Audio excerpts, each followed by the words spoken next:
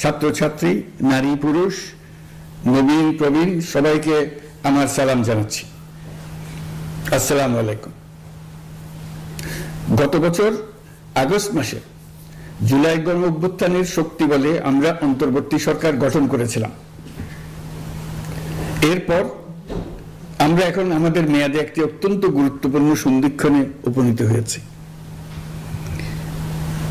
আমাদের সরকারের উপর ন্যস্ত দায়িত্ব ছিল মূলত তিনটি: হত্যাকাণ্ডের বিচার করা, একটি জবাবদিহিমূলক ও কার্যকর গণতান্ত্রিক ব্যবস্থায় উত্তরণের জন্য প্রয়োজনীয় সংস্কারের আয়োজন করা এবং সুষ্ঠু নির্বাচনের মাধ্যমে নির্বাচিত সরকারের কাছে ক্ষমতা হস্তান্তর করা। আমরা জুলাই গণ অভ্যুত্থানকালে তৎকালীন ফ্যাসিস্ট সরকারের নির্দেশে সংগঠিত হত্যাকাণ্ডের বিচার কাজ এগিয়ে নিয়ে যাচ্ছি। এই বিচারের উদ্দেশ্যে গঠিত আন্তর্জাতিক অপরাধ ট্রাইব্যুনাল তাদের প্রথম রায় শীঘ্রই দিতে যাচ্ছে। ট্রাইব্যুনালে আরো কয়েকটি মামলার বিচার চূড়ান্ত পর্যায়ে রয়েছে। সাধারণ ফৌজদারি আদালতগুলোতেও জুলাই হত্যাকাণ্ড সম্পর্কিত কিছু বিচার কাজ শুরু হয়েছে। আমরা একই সাথে দেশের ইতিহাসে প্রথমবারের মতো গুমের মতো নৃশংস অপরাধের বিচার কাজ শুরু করেছি। আমি আনন্দের সঙ্গে আপনাদের জানাতে চাই যে সংস্কারের ক্ষেত্রেও আমরা ব্যাপক অগ্রগতি অর্জন করেছি। অন্তর্বর্তী সরকার নিজ উদ্যোগে বা বিভিন্ন সংস্কার কমিশনের প্রস্তাবের ভিত্তিতে অনেক গুরুত্বপূর্ণ সংস্কারের কাজ সম্পন্ন করেছে। কিছু প্রস্তাবিত সংস্কারের কাজ এখনো চলমান আছে। অধ্যাদেশের মাধ্যমে বা বিদ্যমান আইন সংশোধন করে বিচার বিভাগের স্বাধীনতা, বিচার ব্যবস্থাপনা, আর্থিক খাতে স্বচ্ছতা, প্রাতিষ্ঠানিক সক্ষমতা বৃদ্ধি, ডিজিটালাইজেশন সম্প্রসারণ ও দুর্নীতি প্রতিরোধে বিভিন্ন সংস্কার সম্পন্ন করা হয়েছে। ভবিষ্যতে সুশাসনের জন্য এসব সংস্কার বড় ভূমিকা রাখবে বলে আমরা মনে করি। আশা করি আগামী নির্বাচিত সরকার সংসদে আলাপ আলোচনার মাধ্যমে এইসব সংস্কার গ্রহণ করবে। আমাদের আরেকটি গুরু দায়িত্ব হচ্ছে সুষ্ঠু নির্বাচন অনুষ্ঠান। আমি ঘোষণা করেছি যে আগামী ফেব্রুয়ারির প্রথমার্ধে জাতীয় সংসদ নির্বাচন অনুষ্ঠিত হতে যাচ্ছে। এই নির্বাচন উৎসব মুখর, অংশগ্রহণমূলক ও সুষ্ঠুভাবে অনুষ্ঠানের জন্য আমরা সব প্রস্তুতি গ্রহণ করছি। আমাদের উপর অর্পিত দায়িত্ব আমরা সঠিকভাবে পালন করার জন্য সর্বাত্মক চেষ্টা করে যাচ্ছি। প্রিয় দেশবাসী, রাষ্ট্র কাঠামো সংস্কারের প্রস্তাব তৈরির লক্ষ্যে জাতীয় ঐকমত্য কমিশন নিরলসভাবে গত প্রায় 9 মাস ধরে কাজ করেছে। এই সময় কমিশন জুলাই গণ অভ্যুত্থানে অংশগ্রহণকারী রাজনৈতিক দলের প্রতিনিধিদের সঙ্গে দীর্ঘ আলাপ আলোচনা করেছে। অত্যন্ত সৌহার্দ্যপূর্ণ পরিবেশে ধৈর্য সহকারে রাজনৈতিক দলগুলো কমিশন কর্তৃক উত্থাপিত বিভিন্ন সংস্কার প্রস্তাব নিয়ে যুক্তিতর্ক উপস্থাপন করেছেন। মতের পার্থক্য থাকলেও তা কমিয়ে আনার চেষ্টা করেছেন। অনেক বিষয়ে ঐকমত্যে আসতে পেরেছেন। দেশবাসী সরাসরি সম্প্রচারের মাধ্যমে এই পুরো কার্যক্রম দেখতে পেরেছেন। এটি বাংলাদেশের রাজনীতির ক্ষেত্রে তো বটেই, পৃথিবীর অনেক দেশের জন্য এক অভূতপূর্ব ঘটনা। এটি ভবিষ্যৎ রাজনীতির জন্য আশাব্যঞ্জক।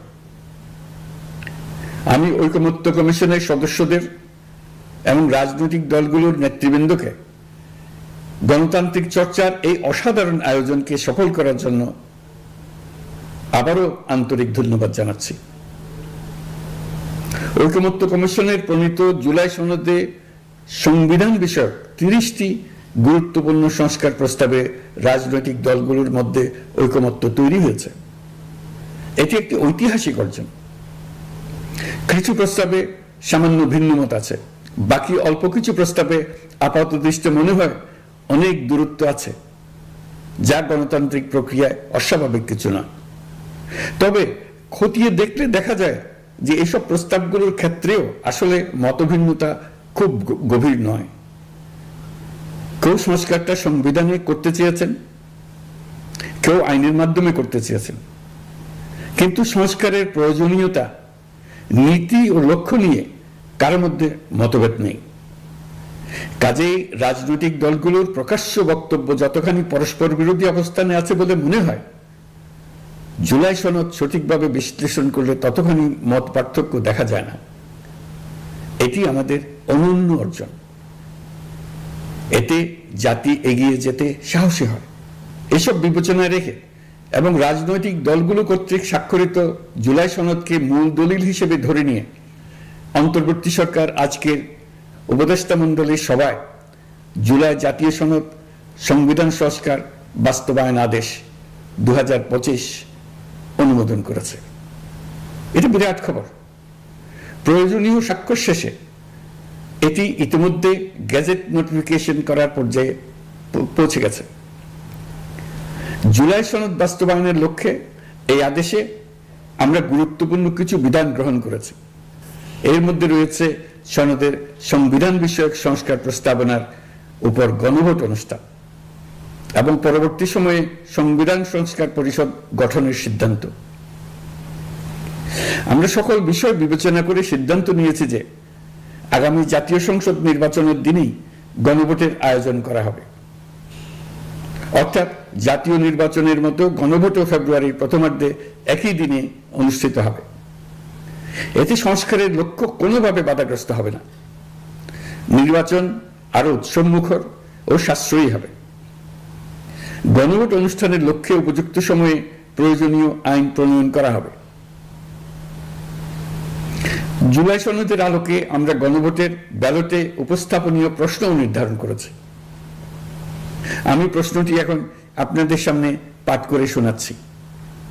প্রশ্নটি হবে এরকম: আপনি কি জুলাই জাতীয় সনদ সংবিধান সংস্কার বাস্তবায়ন আদেশ 2025 এবং জুলাই জাতীয় সনদের লিপিবদ্ধ সংবিধান সংস্কার সম্পর্কিত নিম্নলিখিত প্রস্তাবগুলোর প্রতি আপনার সম্মতি জ্ঞাপন করছেন? ক, নির্বাচনকালীন সময়ে তত্ত্বাবধায়ক সরকার, নির্বাচন কমিশন এবং অন্যান্য সাংবিধানিক প্রতিষ্ঠান জুলাই সনদে বর্ণিত প্রক্রিয়ার আলোকে গঠন করা হবে। খ, আগামী সংসদ হবে 2 কক্ষ বিশিষ্ট। জাতীয় সংসদ নির্বাচনে দলগুলোর প্রাপ্ত ভোটের অনুপাতে 100 জন সদস্য বিশিষ্ট একটি উচ্চকক্ষ গঠিত হবে এবং সংবিধান সংশোধন করতে হলে উচ্চকক্ষের সংখ্যাগরিষ্ঠ সদস্যের অনুমোদন দরকার হবে। গ, সংসদে নারীর প্রতিনিধি বৃদ্ধি, বিরোধী দল থেকে ডেপুটি স্পিকার ও সংসদীয় কমিটির সভাপতি নির্বাচন, প্রধানমন্ত্রীর মেয়াদ সীমিতকরণ, রাষ্ট্রপতির ক্ষমতা বৃদ্ধি, মৌলিক অধিকার সম্প্রসারণ, বিচার বিভাগের স্বাধীনতা ও স্থানীয় সরকার সহ বিভিন্ন বিষয়ে যে 30টি প্রস্তাবে জুলাই জাতীয় সনদে রাজনৈতিক দলগুলোর ঐকমত্য হয়েছে, সেগুলো বাস্তবায়নে আগামী নির্বাচনে বিজয়ী দলগুলো বাধ্য থাকবে। ঘ, জুলাই সনদে বর্ণিত অন্যান্য সংস্কার রাজনৈতিক দলগুলোর প্রতিশ্রুতি অনুসারে বাস্তবায়ন করা হবে। গণভোটের দিন এই 4টি বিষয়ের উপর একটি মাত্র প্রশ্নে আপনি হ্যাঁ বা না ভোট দিয়ে আপনার মতামত জানাবেন। গণভোটের সংখ্যাগরিষ্ঠ ভোট হ্যাঁ সূচক হলে আগামী সংসদ নির্বাচনে নির্বাচিত প্রতিনিধি নিয়ে একটি সংবিধান সংস্কার পরিষদ গঠিত হবে। এই প্রতিনিধিগণ একই সাথে জাতীয় সংসদের সদস্য হিসেবে দায়িত্ব পালন করবেন। পরিষদ তার প্রথম অধিবেশন শুরুর তারিখ হতে 180 কার্য দিবসের মধ্যে সংবিধান সংস্কার করবে। সংবিধান সংস্কার সম্পন্ন হওয়ার পর 30 কার্য দিবসের মধ্যে সংসদ নির্বাচনে প্রাপ্ত ভোটের সংখ্যানুপাতে উচ্চকক্ষ গঠন করা হবে। এর মেয়াদ হবে নিম্নকক্ষের শেষ কার্য দিবস পর্যন্ত। জুলাই সনদ বাস্তবায়নের অঙ্গীকারনামা অনুসারে সংবিধানে জুলাই জাতীয় সনদ অন্তর্ভুক্ত করার ব্যবস্থা গ্রহণ করা হবে। এটিও আজকে অনুমোদিত আদেশে উল্লেখ করা হয়েছে। প্রিয় দেশবাসী, অভ্যুত্থানের পর দায়িত্ব গ্রহণ করে অর্থনীতিকে গভীর গহ্বর থেকে উদ্ধার করা ছিল আমাদের জন্য একটা বিরাট চ্যালেঞ্জ। গত 15 মাসে আমরা সেই চ্যালেঞ্জ উতরাতে সক্ষম হয়েছে। রপ্তানি, বৈদেশিক বিনিয়োগ ও রিজার্ভ সহ অর্থনীতির সবগুলো সূচকে দেশ ইতিবাচক ধারায় ফিরেছে। লুট হয়ে যাওয়া ব্যাংকিং খাত ইতিমধ্যেই ঘুরে দাঁড়িয়েছে, মানুষের আস্থা ফিরে এসছে। ব্যাংকিং খাতকে আরো শক্তিশালী করতে নানামুখী পদক্ষেপ চলমান রয়েছে। অভ্যুত্থান পরবর্তী সময়ে বিভিন্ন দেশের বৈদেশিক বিনিয়োগ হ্রাস পেলেও বাংলাদেশে গণ অভ্যুত্থান পরবর্তী প্রথম বছরে বৈদেশিক প্রত্যক্ষ বিনিয়োগ অর্থাৎ এফডিআই 19.13% বৃদ্ধি পেয়েছে। এটি বৈশ্বিক প্রবণতার বিপরীতে এক অনন্য অর্থনৈতিক দৃষ্টান্ত স্থাপন করেছে। আগামী সপ্তাহে ডেনমার্ক ভিত্তিক মায়ার্স গ্রুপের মালিকানাধীন এপিএম টার্মিনালস বিভি এর সঙ্গে লালদিয়া কন্টেইনার টার্মিনাল প্রকল্পে 30 বছরের কনসেশন চুক্তি স্বাক্ষর হতে যাচ্ছে। এই চুক্তির আওতায় ইউরোপীয় এই কোম্পানি $550 মিলিয়ন বিনিয়োগ করবে। এটি এই যাবৎকালে বাংলাদেশে ইউরোপের সর্বোচ্চ একক বিনিয়োগ। লালদিয়া হবে দেশের প্রথম বিশ্বমানের গ্রিন পোর্ট। প্রিয় দেশবাসী, প্রায় 1.5 যুগ ধরে আমাদের জনগণ ভোটাধিকার থেকে বঞ্চিত ছিলেন। তারা আজ আসন্ন নির্বাচনে তাদের ভোটাধিকার প্রয়োগ করার জন্য উন্মুখ হয়ে আছেন। আগামী ফেব্রুয়ারিতে সুষ্ঠু নির্বাচন অনুষ্ঠানের বিষয়ে অভ্যুত্থানের সপক্ষের রাজনৈতিক দলগুলোকে অবশ্যই ঐক্যবদ্ধ থাকতে হবে। তা না হলে জাতি এক মহা বিপদের সম্মুখীন হবে। এই সম্পর্কে আমি আগেও একাধিকবার আমার আশঙ্কা প্রকাশ করেছি।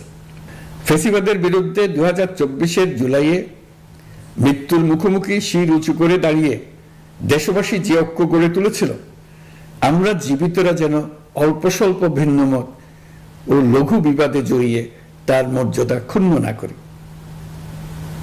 133 শিশু, শত শত তরুণ তরুণী, নারী পুরুষের মৃত্যু, হাজার হাজার মানুষের অঙ্গহানির যে আত্মত্যাগ, সেটিকে আমাদের সম্মান জানাতেই হবে।